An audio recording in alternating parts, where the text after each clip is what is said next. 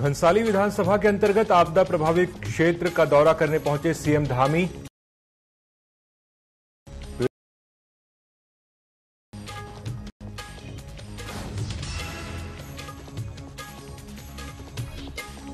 CM Dhami ने चरण धोकर किया कांवड़ियों का सम्मान। सीएम धामी ने कहा, हरिद्वार पूरे देश के लिए श्रद्धा का केंद्र, मां गंगा एवं भगवान।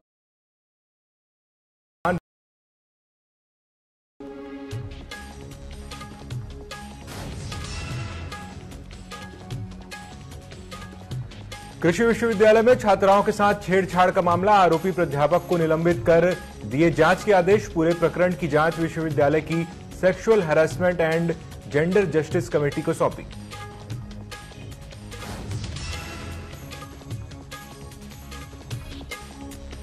बद्रीनाथ, केदारनाथ और गंगोत्री मार्ग को किया जा रहा सुचारू। चारधाम यात्रा उत्तराखंड में जारी, आवागमन सुचारू करने मलबा हटाने का कार्य तेज।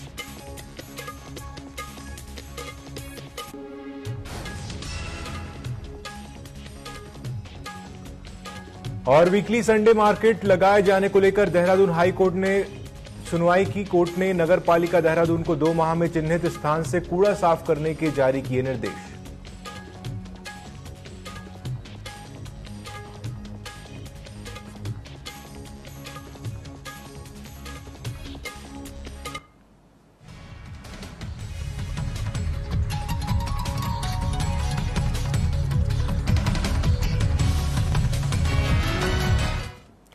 नमस्कार, उत्तराखंड विशेष न्यूज अपडेट में आपका स्वागत है। मैं हूं अंकुर शुक्ल और चलिए अब देखते हैं खबरें विस्तार से। उत्तराखंड में एक बार फिर कैबिनेट विस्तार को लेकर चर्चाएं तेज हो गई हैं। भाजपा प्रदेश महामंत्री आदित्य कोठारी का कहना है कि हाल ही में हुई प्रदेश नेतृत्व की बैठक में कैबिनेट के रिक्त पदों को भरने और सीनियर लीडर को भी दायित्व देने को लेकर चर्चा हुई। उन्होंने कहा कि करीब 3 दर्जन वरिष्ठ अधिकारियों को दायित्व देने का निर्णय हुआ है। उम्मीद जताई कि इस फैसले से लंबे समय से काम कर रहे कार्यकर्ताओं को नई ऊर्जा मिलेगी।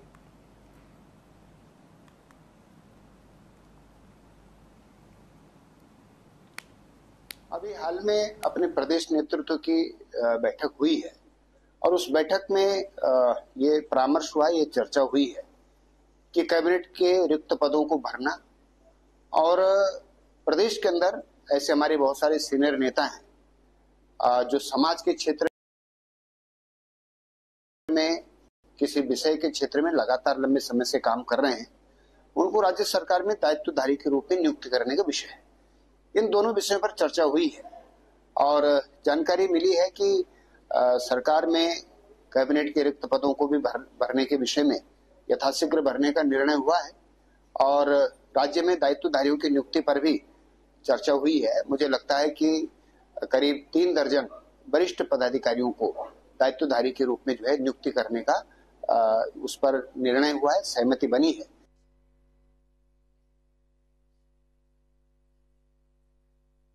केदारनाथ में होने वाले उपचुनाव में चुनाव लड़ने की इच्छा पर जवाब देते हुए कहा कि वे कांग्रेस पार्टी के सच्चे सिपाही हैं। पार्टी हाईकमान का जो भी आदेश होगा वह उन्हें मान्य होगा और वो पार्टी के आदेश का पालन करेंगे।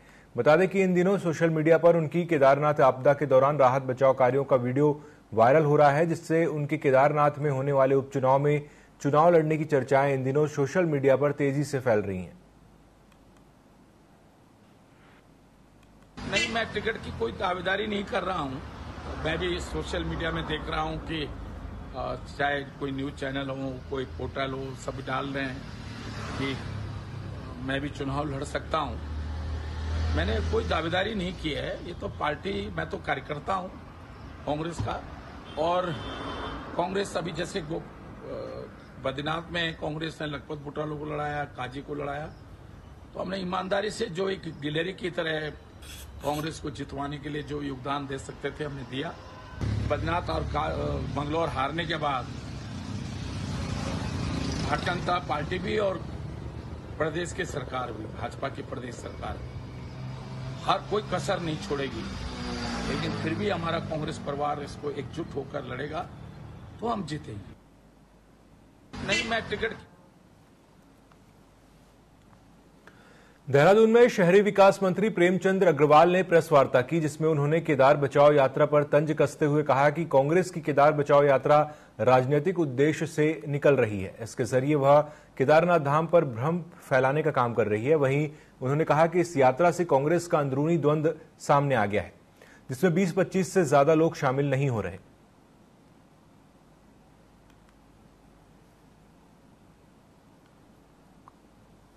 मैं शुरू से कहता आ रहा हूं कि कांग्रेस की जो ये यात्रा ये शुरू की है हरिद्वार से, ये पूरी तरह से फ्लॉप यात्रा है।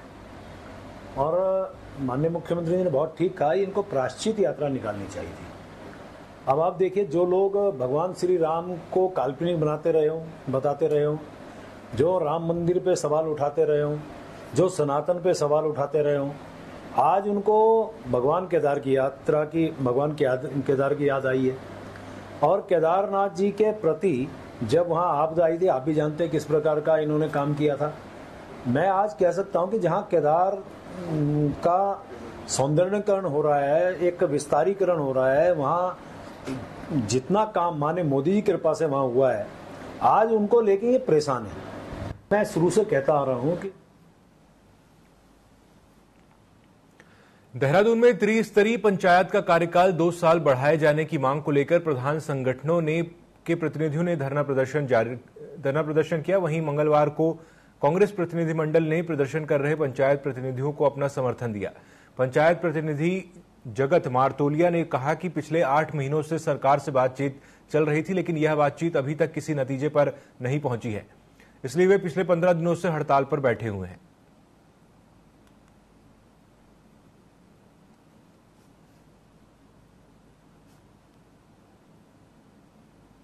अभी हम 15 दिन से जो अनिश्चितकालीन धरना प्रदर्शन यहाँ पे चल रहा है, हमारी एक ही मांग है, एक सूत्री मांग, कि उत्तराखंड में जो त्रिस्तरीय पंचायत, जिसमें ग्राम पंचायत, क्षेत्र पंचायत, जिला पंचायत हैं, इनका कार्यकाल 2 साल बढ़ाया जाए। और 2 साल बढ़ाने का जो पूरा कानूनी आधार है वो भी हमने सरकार के सम्मुख रखा। पिछले 8 महीने से सरकार से बातचीत चल रही थी, लेकिन सरकार किसी भी नतीजे पर अभी तक भी नहीं पहुँची है। इससे हम 15 तारीख से यहाँ पे अनिश्चितकालीन हड़ताल पर बैठे हैं। विगत कई दिनों से प्रदेश के पंचायत प्रतिनिधि कार्यकाल बढ़ाने की मांग को लेकर और हरिद्वार के साथ अन्य जिलों में भी चुनाव कराने के सिलसिले में धरने पर बैठे हुए हैं। प्रदेश कांग्रेस कमेटी ने भी उनको अपना समर्थन दिया है। माननीय अध्यक्ष जी का पत्र मैंने उनके पंचायत प्रतिनिधियों को सौंपा है और हमने कहा कि हम उनकी मांग के समर्थन में हैं और सरकार से मांग करते हैं कि कोरोना काल में भी पंचायतों का कार्य जो और उनकी जो मांग है, उस मांग को सरकार द्वारा गंभीरता से विचार किया जाना चाहिए।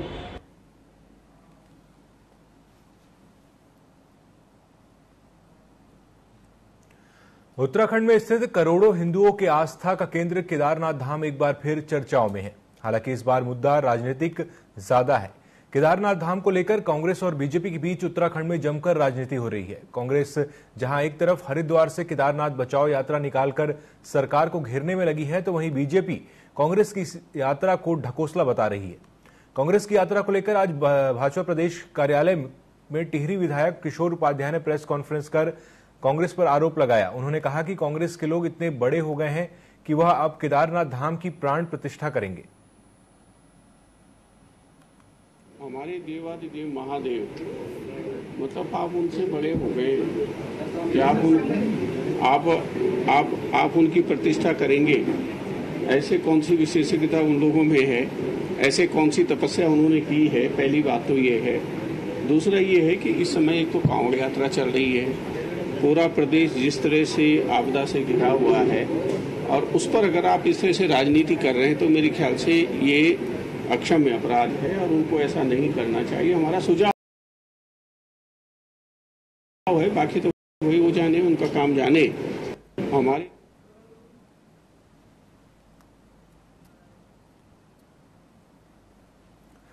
रामनगर के ग्राम गजपुर में करंट लगने से एक विवाहित महिला की मौत हो गई, जिससे परिजनों में कोहराम मच गया है। बताया जा रहा है कि महिला अपने घर में पंखे का प्लग लगा रही थी। इस दौरान वह करंट की चपेट में आ गई। वहीं मौके पर पहुंची पुलिस मामले की जांच में जुट गई है।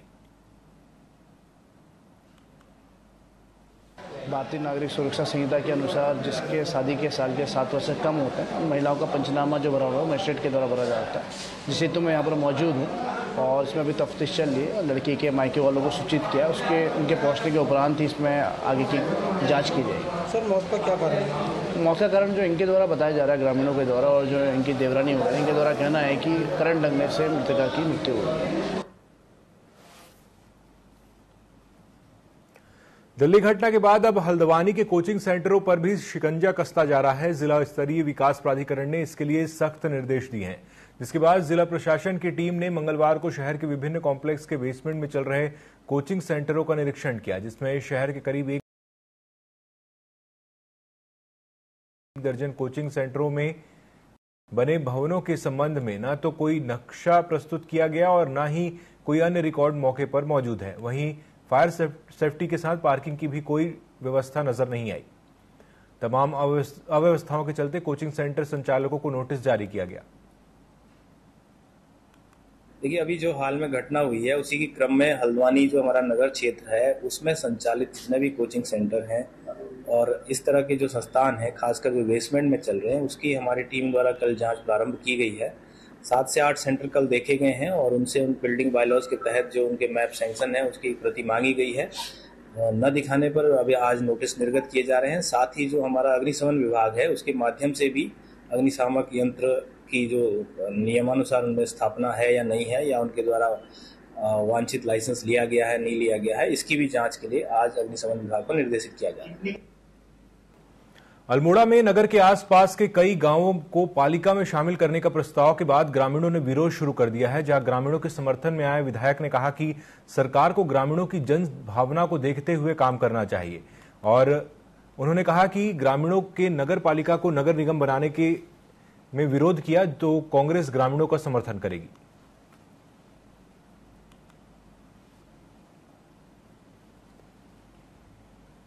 8 माह लगभग हो चुके हैं नगर पालिका के कल को समाप्त हुए और जहां एक और 6 माह में स्थानीय निकायों के नगर निगम के चुनाव संपादित हो जाने चाहिए, लेकिन सरकार ने अभी तक उनको चुनाव को संपादित नहीं किया। तो कहीं न कहीं जो सरकार एक आनन फानन में जो हमारी नगर पालिकाओं को नगर निगम बनाना चाह रही है, तो इसके पीछे सरकार का कोई न कहीं राजनीतिक षड्यंत्र है, कहीं न कहीं भू आ रही है। हमारा ये कहना है कि बिना लोगों की भावनाओं को जाने हुए वहां के जो हमारे सम्मानित प्रधानगण हैं, जिला पंचायत सदस्य हैं, क्षेत्र पंचायत सदस्यगण हैं या हमारे जो वार्ड मेंबर हैं या वहां के जो स्थानीय निवासी हैं, उनके साथ बैठ के कि आप लोग शामिल होना चाहते हैं नहीं होना चाहते हैं, ये होने के बाद आपको क्या सुविधा मिलेगी या नहीं मिलेगी, तो इसको लेकर हमारा कहना है कि इस रूप से जब तक उनकी भावनाओं को नहीं सुनेंगे हम इसका विरोध करेंगे। सावन का महीना चल रहा है और कावड़ यात्रा भी अपने पूरे चरम पर है। वहीं डाक कावड़ के साथ कावड़िए हरिद्वार पहुंच रहे हैं। खास बात यह है कि लस्कर में इस बार सावन माह बिना बारिश के ही सूखा नजर आ रहा है। चिलचिलाती भीषण गर्मी हो रही है, लोगों का हाल बेहाल है। वहीं कावड़ियों की लंबी लंबी कतारें रुड़की लक्सर मार्ग पर नजर आ रही हैं। ऐसे में कावड़ियों के बीच खाकी अपनी ड्यूटी पूरी सेवा भाव से निभाती नजर आ रही है और अपनी ड्यूटी पर पूरी तरह मुस्तैद है।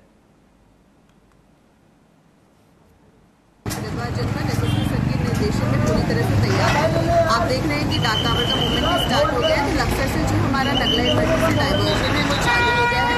यहाँ से डाइवर्जन होकर हम इन्हें गाड़ियों को बैरागी की तरफ भेज रहे हैं। एसएसपी सर के निर्देशन में पूरी हम लोगों ने कोशिश करी है कि जितने भी कावड़ यात्री हैं तथा इनके साथ साथ जो अन्य लोग हैं उनको किसी भी प्रकार के जाम या किसी तरह की समस्या का सामना न करना पड़े, उसके लिए हमने पैरामिलिट्री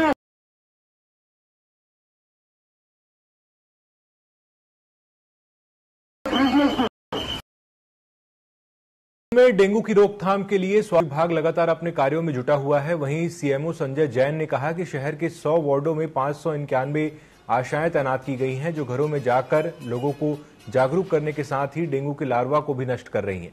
साथ ही उन्होंने कहा कि करीब 2.5 लाख घरों में सर्वे किया गया है, जिनमें से लगभग 1800 कंटेनरों में डेंगू का लार्वा मिला है।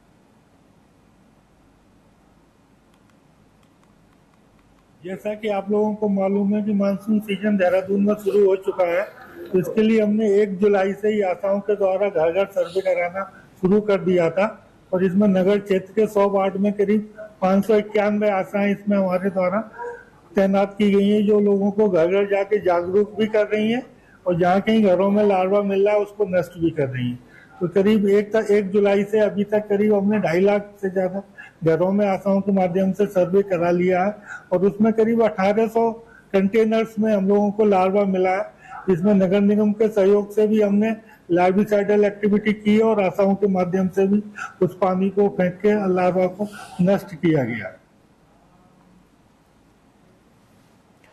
देहरादून में कांवड़ यात्रा के दौरान प्रशासन पर सुरक्षा व्यवस्था की बड़ी जिम्मेदारी होती है। जहां एसडीआरएफ की कई टीमें गंगा घाटों पर पहले से तैनात की गई हैं, वहीं कांवड़ यात्रा के दौरान एसडीआरएफ ने 5 दिनों में 40 कांवड़ियों को रेस्क्यू किया है और जहां पूरी एसडीआरएफ टीम को पुरस्कृत करने के निर्देश दिए गए।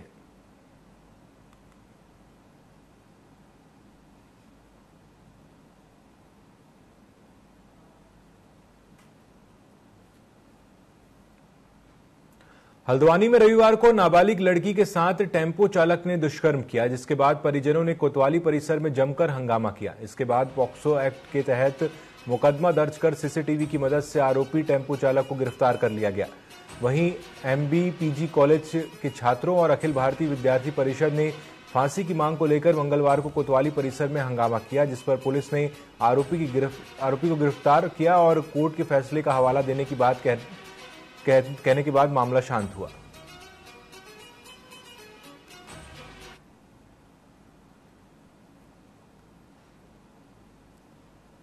कल 16 साल की एक बच्ची के साथ, नाबालिग बच्ची के साथ दुष्कर्म हुआ है, रेप हुआ है और जो किया है ऑटो चालक जो है उसका नाम मोहम्मद अंसारी है। हमारी मांग है कि उसको फांसी होनी चाहिए, क्योंकि जब कोई नाबालिग क्राइम करता है तो उसका क्राइम कम होता है। जब किसी नाबालिग के साथ क्राइम हो रहा है तो हमें चाहिए कि वो सजा भी बढ़ाई जाए। 10 साल की सजा एक रेपिस्ट को अगर 10 साल बाद छोड़ दोगे तो उसका जो दिमाग है ना वो रेपिस्ट का ही रहेगा। वो बाहर आने के बाद हम नहीं कह सकते कि उसे वहां से सुधारा जाएगा या फिर कोई सुधार मिलेगा। तो मेरी मांग है कि उसको फांसी मिले और जल्द से जल्द इस चीज पे कार्रवाई हो। 16 साल की छोटी बहन, उसके साथ एक मोहम्मद नदीम अंसारी ऑटो चालक ने दुष्कर्म कराया है, जो कि बहुत ही शर्मनाक है। दूसरी कौम की तरफ से हर हफ्ते, हर महीने, हर 2-4 दिन के बाद कुछ ना कुछ घटनाएं होती जा रही हैं। पुलिस प्रशासन, हिंदुओं को ये कहकर हमेशा चुप करा दिया जाता है कि आप लोग समझदार हैं, आप लोग पढ़े लिखे हैं, और हिंदू हमेशा दबता आया है, इसलिए हिंदुओं को दबाया जा रहा है। लेकिन अब हिंदू जागरूक हो चुका है, अब हम लोग दबने वाले नहीं हैं। हम चाहते हैं कि हमारी बेटी को न्याय मिले। हम लोग मांग ये करते हैं कि इस पर सख्त से सख्त कार्रवाई हो, उस ऑटो चालक को फांसी हो।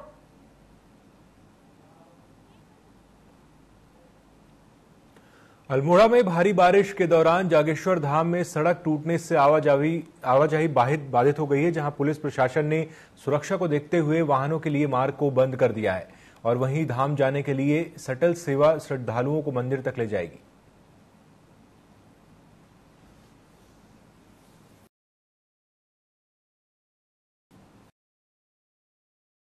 तो सड़क ये भूस्खलन के कारण ऋण मुक्ति की बात टूट गई है और पुलिस प्रशासन ने इस रोड पर आवाजाही बंद कर दी है फिलहाल, और लोक निर्माण विभाग की टीम सड़क को दुरुस्त करने में जुटी हुई है।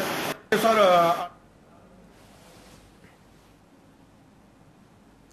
तो इस बुलेटिन में फिलहाल इतना ही। खबरों में अपडेट रहने के लिए आप जुड़े रहिए TV24 के साथ। नमस्कार।